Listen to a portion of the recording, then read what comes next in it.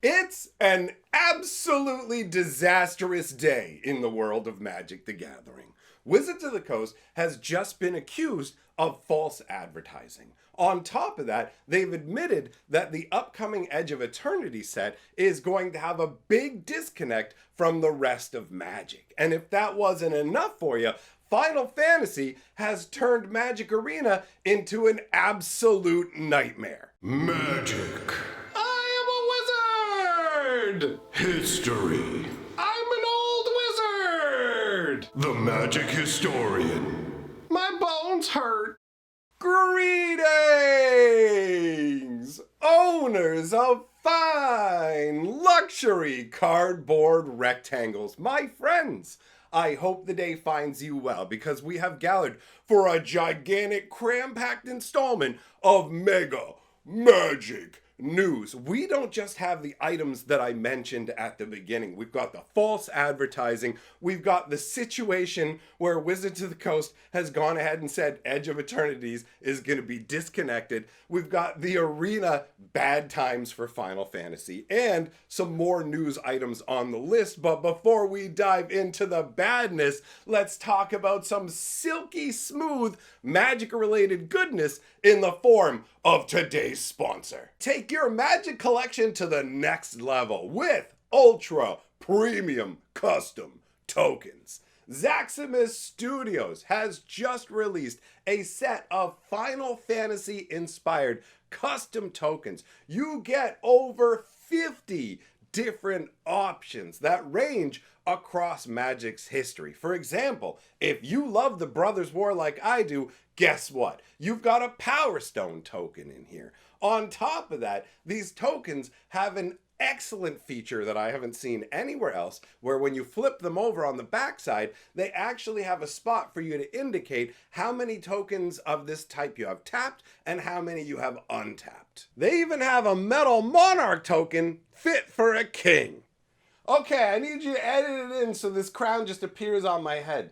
What do you mean you can't do that? I'm gonna look like a fool. And as an added bonus, you get 10% off when you use the code MyBonesHurt using the link that I have pinned down in the comment section. We have a ton of news items to cover. Like I said, it's not just the big ticket news. So let's start out by talking about Final Fantasy collector sampler boosters. Final Fantasy collector boosters have the biggest hype that I've ever seen, right? Basically, you will see sort of a lull around release time. We're not getting any of that. It's so hyped to the point where the little sample collector boosters that come in the Final Fantasy Commander decks are selling separately for up to $40 a booster. And the craziest thing is you can only get cards from those packs that are in the commander decks. You can't actually get everything that you would normally get in a collector booster. So that is absolutely insane. Obviously not nearly as insane as the false advertising accusations that are being tossed at Wizards right now in regards to the brand new secret lair that they just put out for sale today. So if you haven't heard about it already, this is a Latin-based secret lair. It is their newest charity offering. So 50% of the profits that Wizards makes from this does get donated to charity, which obviously nobody really has a problem with that. Wizards support and charity ain't the issue here. The issue is the pricing. So I'm going to put up two images on the screen for you. One is the Secret Lair website, and one is Wizards of the Coast article talking about the actual Secret Lair coming out. Now you might notice there is a disparity between the two. If you look at the article, which has been out for weeks now, it says that you'll be able to buy these decks for either $30 or $40. Obviously, I'm rounding up by a penny. $29.99 is $30 as far as I'm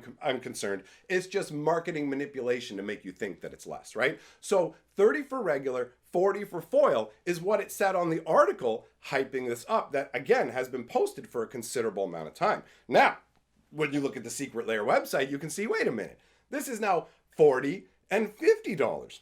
What's the deal here? Well, underneath it all, Wizards has always charged more for these charity secret lairs. So the $50 for a foil, $40 for regular price tag isn't anything new. But What is new is Wizards posting a completely different price on their website leading up to this, right? Now that has caused people obviously to turn around and point at them and go, yo, you're false advertising. I don't 100% know what constitutes false advertising in the United States, but my understanding is if you advertise a price for something for weeks leading up to it, and then when you release the product, you've actually cranked up the price without anybody knowing that's the case, you can't really do that. That is not a legal maneuver. So Wizards of the Coast could be facing some serious issues over this, depending, like different countries have different laws with this sort of thing. And Wizards plays all kinds of games trying to skis us in the first place, right? Think about the whole issue with the bundle that I talked about in the last video, where they put Lightning and Sephiroth on the box and you're going, I'm going to get Lightning and Sephiroth. It's like, no, you're going to get 2 random legendaries. They could even be commons, uncommons, whatever it is. If you actually go and look on my last video, you will see multiple people complaining about this in addition. Even game store owners were literally advertising this product to people saying, yo, grab this, you get these bonus cards. Where Wizards is over there just going, you know, because that's what they do. They play these games where they manipulate the wording technically gives us legal coverage, but every once in a while they run into an issue. Remember when we had the VIP collector packs that came, it was like $150 for one. Remember when that was considered the most expensive Magic nonsense?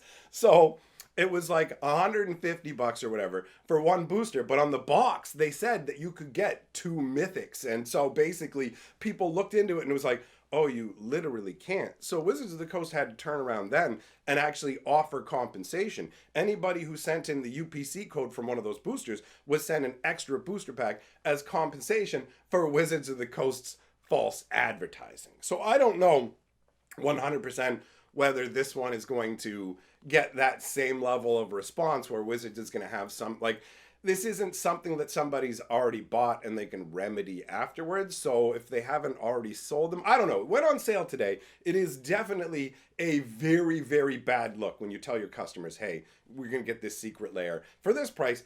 And now you can't. It's actually this price. And people have rightfully pointed out that some people go, who cares if it's this much money? It's for charity and half of it goes to charity. Other people are pointing out, look, if a secret layer is 30 or 40, you're going to have more buyers than if it's 40 or 50, and ultimately more money is going to go to charity. So when it comes down to it, this is the worst place to be making these kind of errors because it's literally obviously going to create negative impressions towards Wizards, but also a little bit of that will kind of fall on to the charity associated with the secret layer as well, right? Because ultimately humans are pretty simple animals, and that's how our brains end up working. All right, so that's what's going on with the false advertising issue. Next, let's talk about the Edge of Eternities disconnect. So this one was specifically brought forth by the guy who was in charge of the Edge of Eternities and overall Magic storyline. And it kind of came out of nowhere.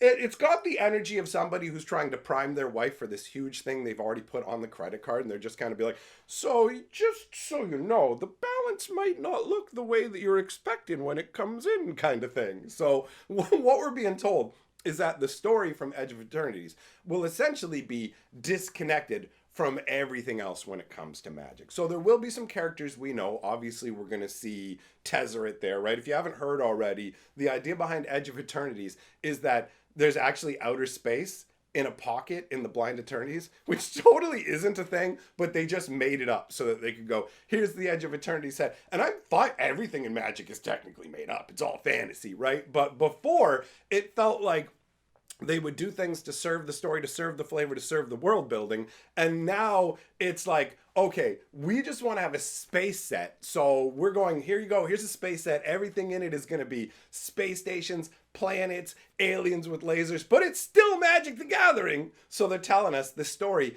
is going to be massively disconnected from the rest of the Magic story. Now, obviously, they're trying to put the best shine on it, so they're saying, hey, if you're like brand new to Magic, it's a great place to jump in, and you won't have to worry about any of the baggage of knowing any of the past Magic lore. Like you would even need to know past Magic lore, considering now they just ignore it. They ignore stories they've written themselves less than a year ago when it comes to the newest stories, right? So the Edge of Eternities disconnect is an interesting one because it also layers in the Lorwyn situation. Remember, we were supposed to get Lorwyn earlier this year. We were supposed to get Lorwyn in the first 2 or 3 months of the year, and they went, kick it down the road.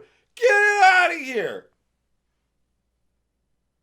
Okay, so we'll see that in 2026. But here's the thing. The story was written for the beginning of this year. So basically, before the events of Edge of Eternities, before the events of these other sets like Tarkir, we were supposed to have the Lorwyn story. So are they just going to take that Lorwyn story from before and give it to us, and now our timeline is all messed up? Are they going to completely change the story for Lorwyn? Who knows what they're going to do. There's a theory that Jace might try and use loot as a multiversal reset button so that the whole Magic multiverse can be reset. We've seen obviously with Markup Manor, Aether Drift, all those sets that Wizards has been kind of like,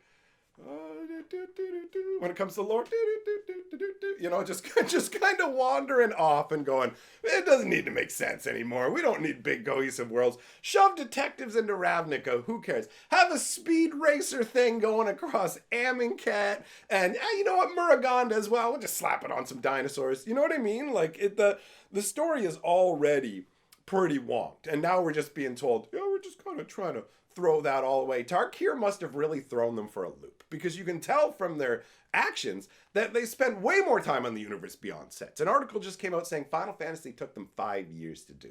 And if you go back and read some stuff from Rosewater, you can see that Aether Drift and other things were like slapped together as fast as humanly possible. So it is a very rough time for Magic lore, and I'm expecting the Edge of Eternity story to be wet thumbs down, bro, right?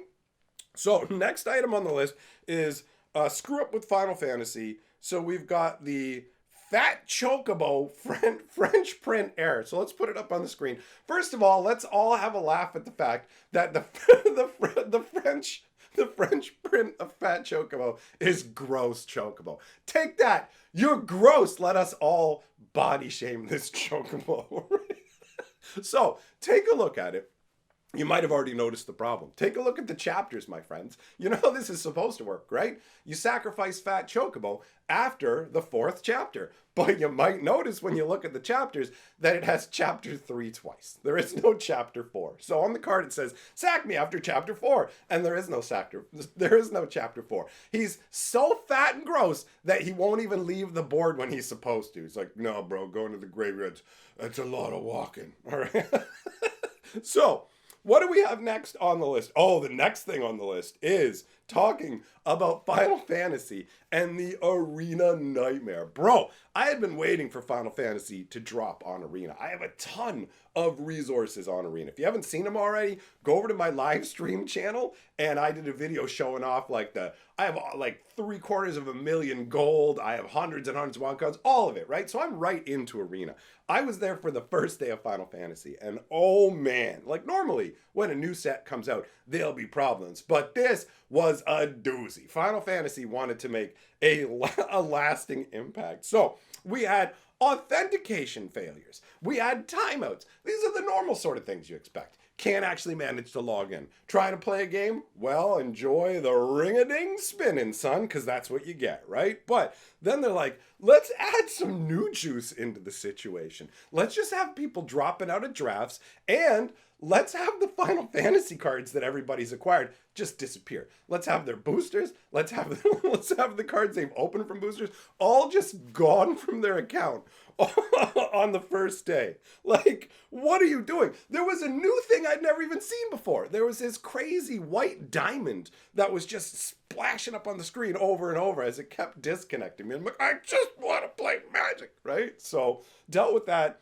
over and over and over. And On a side note, another thing about the Final Fantasy that's causing massive headaches for people on Arena is our buddy Jumbo Cactuar, which I already have a foil and a regular version that I cracked in packs. Those are over on the live stream if you want to see. So, Jumbo Cactuar, we all know him. He gets 10,000 power and gets to keep crushing down, right? So, here's the problem people are running into.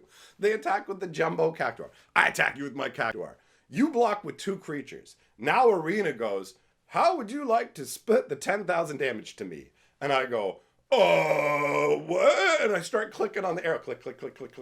You got to click 10,000 times.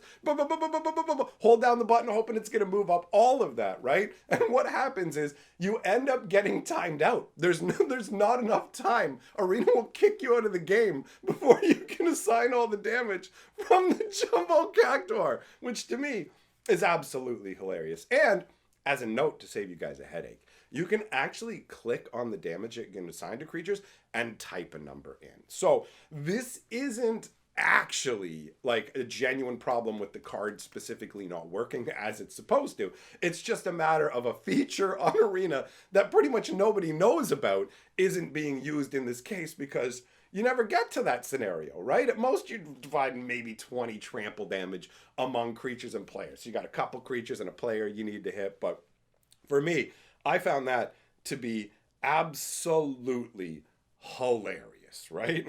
And bro, Jumbo Cactuar is just so like, he's just so awesome.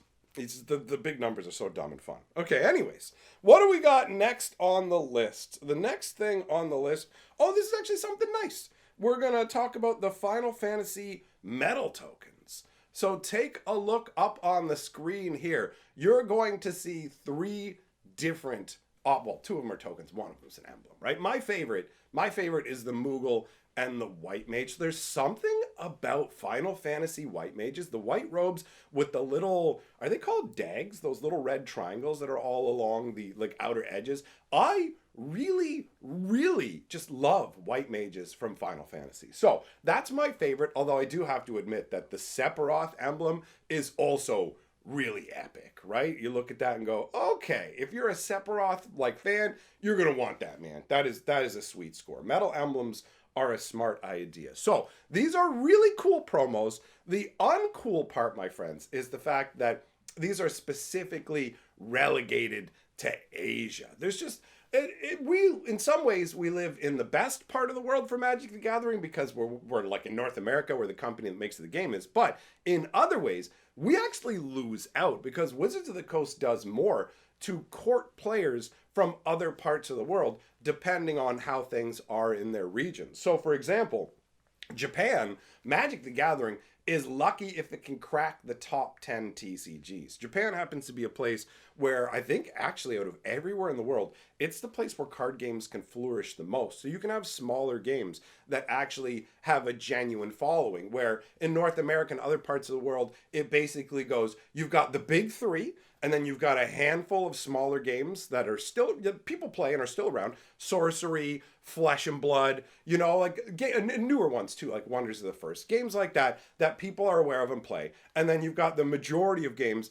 that just completely crumble, right? Well, Japan is a different beast. Over in Japan, smaller games, basically indie games, can totally have enough of a fan base that it can keep going and get supported and not flicker out. So as a result, when you put the fact that there's more competition over there and Wizards isn't top dog over there, they have to go out of their way to make all these extra special promos and playmats, like the Final Fantasy stuff that they're getting in Japan is absolutely awesome. So these metal tokens, as far as I'm concerned, are a very sweet little include, and I thought it would be nice to end off this whole cavalcade of disaster with something that adds at least a little bit of brightness to your day, because at the end of the day, it's kind of been a dark day for me, my friends. I lost a family member today, so I'm just going to toss it out there, guys. Take care of yourselves. You matter, and value the people who matter to you as well. Let them know that you care. So thanks for coming by and hearing what I have to say. You guys are awesome. My patrons are the awesomest, though. So thank you very much for supporting my channel, each and every one of my patrons. And also, thanks to all of you for coming by to hear what I have to say. I will see you all in the next video, my friends.